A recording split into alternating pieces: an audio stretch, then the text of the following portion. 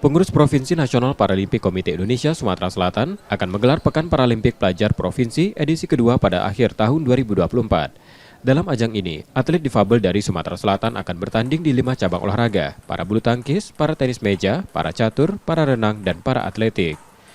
NPC Sumsel menjadikan Pepar Peprov sebagai wadah untuk membina atlet difabel muda yang potensial. Mereka juga membantu sejumlah atlet difabel dari cabang bulu tangkis, tenis meja, dan atletik.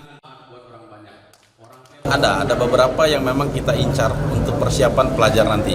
Pertama itu di atletik, yang kedua di bulu tangkis dan tenis meja. Karena di cabur ini banyak yang akan dipertandingkan di Peparpenas.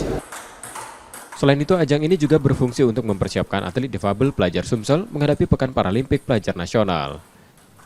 Nur Muhammad, Kompas TV, Palembang, Sumatera Selatan.